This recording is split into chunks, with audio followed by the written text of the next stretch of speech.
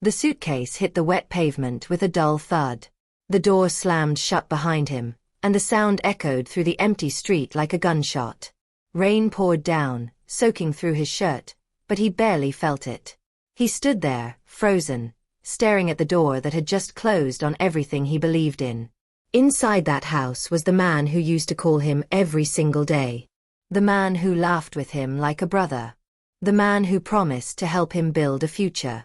Now that same man had just thrown him out like garbage. His hands trembled as he picked up his suitcase. Water dripped from his hair into his eyes, mixing with something warmer. He whispered into the rain, his voice breaking, "What did I do wrong?" But the only answer was silence and the sound of water hitting concrete. It wasn't always like this. There was a time when his uncle's name meant safety, laughter, and hope. Back in the village, everyone noticed their bond. While other relatives called once a month, his uncle called every single day. They talked about everything: dreams, fears, jokes that made them laugh until their stomachs hurt.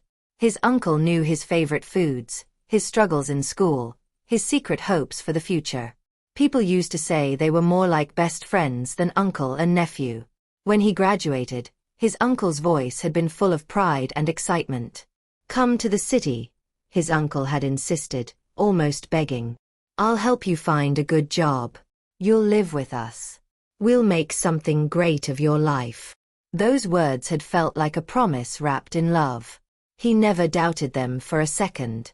The bus ride to the city had felt like traveling toward a dream. He watched the countryside fade into buildings and busy streets, his heart pounding with hope. He imagined his uncle waiting at the bus station with open arms and that familiar warm smile. He imagined late-night talks in the city, job interviews his uncle would help him prepare for, a new life built on the foundation of their unbreakable bond. When the bus finally stopped, he grabbed his bag and stepped into the crowded station, scanning the faces for the one he knew best. And there he was, his uncle, standing near a pillar. But something was different. The smile he expected wasn't there. His uncle's face looked tired, distant, almost annoyed. Their greeting was brief and cold, like strangers meeting for the first time. The hope in his chest began to feel heavier. They barely spoke on the way to the house. His uncle drove in silence, eyes fixed on the road, hands tight on the steering wheel. He tried to start conversations, asking about the city, about work, about life, but every answer was short and flat. When they arrived at the house, his uncle didn't help him with his bag. He just pointed toward a small room at the back and said, "That's where you'll stay. Don't touch anything that isn't yours. Don't make noise. Don't disturb anyone." The words felt like rules for a prisoner, not a nephew. He forced a smile and nodded, trying to convince himself this was just temporary awkwardness. Maybe his uncle was stressed. Maybe things would get better tomorrow. But deep down, something whispered that this coldness wasn't temporary. It was a warning. He decided to prove himself through effort. Every morning, he woke up early to clean the house before anyone else stirred. He washed dishes, swept floors, arranged furniture, trying to make himself useful and appreciated. But nothing he did seemed to matter. His uncle barely looked at him. When he folded clothes neatly, his uncle told him he did it wrong. When he cleaned the kitchen, his uncle said he used too much water. When he offered to run errands, his uncle acted irritated, as if the offer itself was an insult. He started second-guessing every move, every word, every breath. The confidence he arrived with began to crack. He lay awake at night, replaying every interaction, searching for the mistake he must have made. But he couldn't find it. And that made everything worse. One afternoon, his aunt went out to visit a friend, leaving him alone with his uncle for the first time. He saw it as an opportunity. He decided to cook a proper meal as a gesture of gratitude and respect. He remembered his uncle's favorite dish from the village and prepared it carefully, hoping it might bring back some warmth between them. When his uncle came home and smelled the food, his face didn't light up with appreciation. Instead, it darkened with something close to anger. "What do you think you're doing?" his uncle asked sharply. "I was just... Don't ever do this again," his uncle interrupted, his voice cold and firm. You don't cook in my kitchen without permission. You don't touch my things. Understand? He nodded slowly, the words cutting deeper than any blade. The meal sat untouched on the table, growing cold. After that day, the house became a tomb of silence. His uncle stopped acknowledging him entirely. They lived under the same roof but existed in separate worlds. Mornings passed without greetings. Evenings ended without good night. He moved through the house like a ghost, careful not to make sounds, not to be seen, not to exist too loudly. Meals were eaten in silence, eyes avoiding eyes. He started spending more time in his small room, staring at the ceiling, wondering how everything had gone so wrong so quickly. The laughter they once shared felt like a distant dream, something he might have imagined. At night, he heard the television playing in the living room, heard his uncle's voice talking to his aunt, and felt the crushing weight of being invisible. He had never felt so alone while surrounded by people. He began watching his uncle carefully, searching for clues in every gesture and expression. He studied the way his uncle spoke to others, hoping to understand what had changed. But his uncle seemed perfectly normal with everyone else, friendly with neighbors, warm with colleagues who visited, patient with strangers. It was only with him that the coldness appeared, sharp and deliberate. He replayed their phone conversations from before, trying to find the moment things shifted. But there was nothing. Their last call before he arrived had been full of warmth and excitement. So what happened? What invisible line had he crossed just by showing up? The questions ate at him day and night, but answers never came. His uncle's behavior made no sense, and that lack of sense began to feel like cruelty. One evening, he gathered all his courage and approached his uncle. His heart pounded as he stood in the doorway, hands trembling slightly. "Uncle," he began softly, "did I do something to upset you?" His uncle didn't even look up from the newspaper he was reading. The silence stretched so long he thought maybe his uncle hadn't heard him. So he asked again, his voice a little louder this time, a little more desperate. "Please, just tell me what I did wrong." His uncle finally lowered the paper, but his eyes were cold and empty. He didn't answer the question. He just stared for a moment, then went back to reading as if his nephew had never spoken at all. That silence hurt worse than any harsh word could have. It told him he wasn't even worth an explanation. Days turned into weeks, and he began to lose pieces of himself. The confident young man who arrived full of dreams started fading. He stopped smiling, stopped hoping, stopped believing things would get better. He looked in the mirror one morning and barely recognized the person staring back. Eyes hollow, shoulders slumped, spirit broken.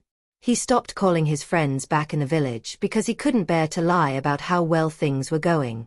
He stopped making plans for the future because the present felt like drowning. His appetite disappeared. Sleep became difficult. He moved through each day mechanically, just trying to survive until nighttime when he could hide in his room. The worst part wasn't the rejection itself, it was not knowing why. His mind created 100 possible reasons, each one more painful than the last. When his aunt returned from her week-long trip to visit relatives, something shifted slightly in the house. She greeted him warmly, asked about how he was settling in, and offered him tea with genuine kindness. For the first time since arriving, he felt like a human being again, like someone who mattered. She chatted with him about the city, gave him advice about finding work, and treated him the way family should. It was a small relief, a tiny break in the suffocating tension. But he noticed something strange. Whenever his uncle entered the room, his aunt's warmth toward him seemed to make his uncle's coldness even worse. And when he tried to mention his uncle's behavior to her, hoping for answers or support, she quickly changed the subject. Her eyes would dart away, and she'd suddenly remember something she needed to do in another room. He started noticing things he hadn't paid attention to before. The way his aunt and uncle spoke to each other had a strange tension underneath the words. They were polite but distant, like two people sharing a house but not a life. Late at night, he sometimes heard their voices rising and falling in argument behind their closed bedroom door. He couldn't make out the words, but the tone was clear, something was wrong between them. One night, he heard his name mentioned in one of those arguments, and his heart stopped. He pressed his ear closer to the wall, trying to hear, but the words were muffled.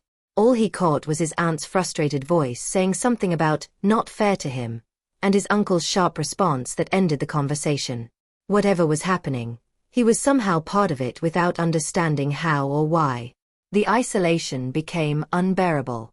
Even though he lived in a house with 2 other people, he felt completely alone. The city outside was full of strangers, and the people inside treated him like furniture, present but irrelevant. He stopped joining them for meals, eating alone in his room instead. He stopped trying to make conversation. He even stopped calling home to his parents because he couldn't bear their hopeful questions about how wonderful everything must be. His mother's voice asking, "How's your uncle treating you?" felt like a knife. He'd lie and say, "Fine, everything's fine," then hang up quickly before his voice betrayed the truth. The loneliness pressed down on him like a physical weight, making it hard to breathe, hard to think, hard to remember who he used to be. The breaking point came on an ordinary Tuesday evening. He had accidentally left a cup on the living room table. Just a simple cup, nothing broken, nothing spilled. His uncle saw it and something inside him erupted. "This is exactly your problem," his uncle shouted, his voice filled with a rage that seemed to come from somewhere much deeper than a forgotten cup. "You think you can just do whatever you want in my house? You have no respect, no sense, no understanding of anything." The words came like punches, each one landing harder than the last. He stood there, frozen, unable to defend himself because the accusation made no sense. It was just a cup. But his uncle's anger wasn't really about the cup, and they both knew it. Something else was burning beneath the surface, something his uncle would never name. That night, something inside him died. The last bit of respect and love he'd been holding on to turned to ash. The next morning, he decided to try one final time. He couldn't leave things like this without at least attempting to understand. He waited until his uncle was alone, then approached with the humility of someone begging for mercy. "Uncle, please," he said, his voice barely above a whisper. "I don't understand what's happening. We used to be so close. You invited me here. You promised to help me. Now you treat me like I'm your enemy. Just tell me why. Please, just help me understand what I did." His uncle looked at him for a long moment, and for a brief second, something flickered in his eyes. Maybe guilt, maybe regret, maybe pain. But then it vanished, replaced by cold indifference. "Just mind your business and stay out of my way," his uncle said flatly, then walked past him like he was invisible. Those words ended everything. A few days later, during another pointless argument about nothing, his uncle finally said the words that shattered everything beyond repair. They were arguing about something trivial. He couldn't even remember what later, when his uncle's face twisted with frustration and he spat out, "You're nothing but a burden. I don't know why I ever told you to come here." The words hung in the air like poison. A burden. After all the daily phone calls, all the laughter, all the promises of help and family and future, he was just a burden.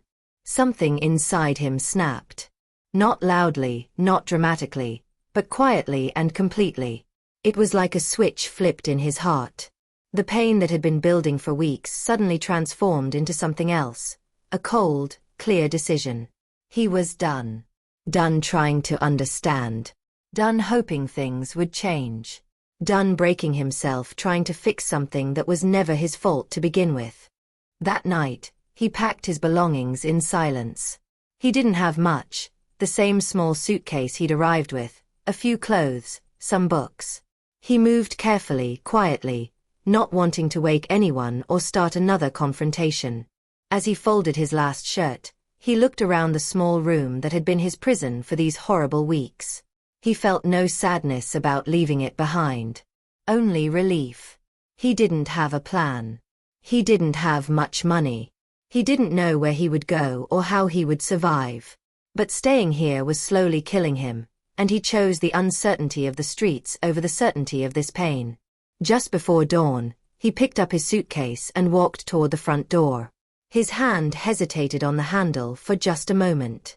Then he stepped out into the morning air, closing the door softly behind him. He was free. But freedom felt terrifyingly empty. Finding the small apartment took every bit of money he'd saved and borrowed. It was tiny, just one room with a bathroom so small he could barely turn around in it. The walls were cracked, the window didn't close properly, and the neighbors were loud. But it was his. Nobody could make him feel worthless here. Nobody could treat him like a burden. The first night in that apartment, lying on a thin mattress on the floor, he felt something he hadn't felt in weeks. Peace. It wasn't happiness. The pain was still there, raw and fresh. But it was quiet pain, not the constant assault of his uncle's rejection. He got a job washing dishes at a small restaurant. The pay was terrible, the hours were long, and his hands became raw from the hot water and soap. But his boss treated him with basic human decency, and after what he'd been through, that felt like luxury. The hardest part wasn't surviving alone. It was cutting the ties he once thought were unbreakable. At first, he ignored only his uncle's rare attempts to call. But then his aunt called, asking him to come back, saying they could work things out. He didn't believe her. How could things work out when nobody would tell him what was wrong? Then his cousins called, confused about why he'd left so suddenly. Then his parents called, hurt and bewildered, having heard from his uncle that he'd run away ungratefully. He tried explaining once, but the words felt too heavy, too complicated, too painful. So he stopped explaining. He stopped answering calls. He stopped replying to messages. One by one, he let the relationships fade into silence. It felt like cutting off pieces of himself, but he did it anyway because staying connected meant staying in pain. The phone would ring, and he'd watch it buzz on the table, feeling nothing but numbness. Months passed slowly. He learned to survive alone in the city, building a life from nothing but determination and necessity. The restaurant promoted him from dishwasher to assistant cook. The pay got slightly better. He bought a used mattress, then a small table, then a chair. The apartment stopped feeling like a shelter and started feeling like a home. He made a friend at work, another young man from a different village who understood struggle without asking too many questions. They'd eat together sometimes, talk about simple things, and the loneliness became less suffocating. He started smiling again occasionally, though it still felt strange on his face. The pain didn't disappear, but it became manageable, like an old injury that aches when it rains but doesn't stop you from walking. He was healing slowly, in the only way possible, by learning to live without the answers he'd never get and the family he'd lost. What surprised him most was the silence that followed. After he left, he'd expected something: anger, concern, explanation, apology, anything. Surely his uncle would call, would try to reach out, would at least acknowledge what had happened between them. But days turned into weeks, and weeks turned into months, and his phone never rang with his uncle's number. Not once. It was as if he had never existed at all. His aunt called a few times in the beginning, but his uncle never did. That silence was somehow louder than all the harsh words had been. It confirmed what he'd feared most, that he truly hadn't mattered. His uncle had invited him to the city, destroyed him emotionally, and then simply moved on as if those weeks had never happened. The ease with which his uncle let him go hurt more than all the rejection while living there. It answered the question he'd been too afraid to ask. Had he ever been loved at all? He caught himself checking his phone more than he wanted to admit, especially in the early months. Each time it buzzed, some foolish part of him hoped it might be his uncle, finally ready to explain, finally ready to apologize, finally ready to bring back the bond they once had. But it never was. The silence became a presence of its own, filling the spaces where words should have been. He'd see fathers and sons together on the street, uncles laughing with nephews in restaurants, and feel the absence like a phantom limb, something that used to be part of him but was now just empty space. Slowly, painfully, he began to accept a truth he'd been avoiding. His uncle had moved on without a second thought. Whatever had caused the coldness mattered less than this simple fact. His uncle didn't care enough to explain it. He'd been discarded, and his uncle slept peacefully with that decision. The acceptance came quietly, without ceremony. He stopped checking his phone with hope. He stopped imagining scenarios where his uncle apologized and everything made sense. He stopped waiting for closure that would never come. He learned a hard lesson that many people learn too late. Some relationships end without explanation, and waiting for answers only keeps you trapped in the past. His uncle could walk away without looking back, and he had to accept that, not because it was fair, but because it was reality. This acceptance wasn't forgiveness. He hadn't forgiven his uncle, and maybe he never would. It was simply letting go of the need to understand. Some people carry cruelty in their hearts, and their victims never learn why they were chosen. He stopped asking why and started asking what next. The question shifted from "what did I do wrong?" to "how do I build a life despite this?" And with that shift came the first real breath of freedom. He deleted the old photos from his phone, images of happier times that now felt like lies. He stopped telling stories about his uncle to his new friend, stopped mentioning the family he'd left behind. He packed away the memories like old clothes that no longer fit and focused entirely on the present and future. His life became simple but his own. Work, home, saving money, learning new skills, dreaming small dreams that were actually achievable. He stopped hoping for reconciliation and started hoping for promotion. He stopped missing his uncle and started missing the person he'd been before all this, the confident young man full of hope. He worked on bringing that person back, piece by piece. Then one Saturday, while shopping at the local market, he saw a familiar figure across the street. His heart stopped. It was his uncle, walking with his aunt, carrying groceries, looking exactly the same. Their eyes met for one brief, terrible second. Neither moved. Then his uncle looked away and kept walking. And he did the same. Years went by, and he built a good life in the city.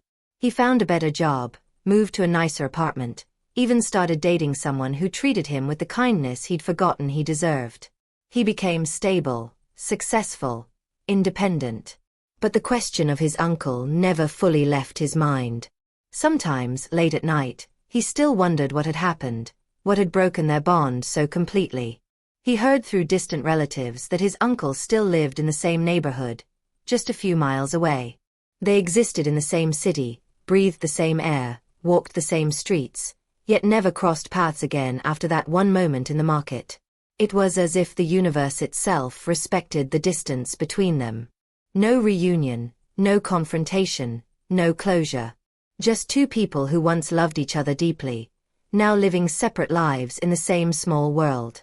Some bonds don't end with explanations or apologies. They end with silence that stretches across years, with questions that never get answered, with distance that time only makes wider. And perhaps that was the truest ending of all. Not dramatic, not resolved, just permanently, quietly broken.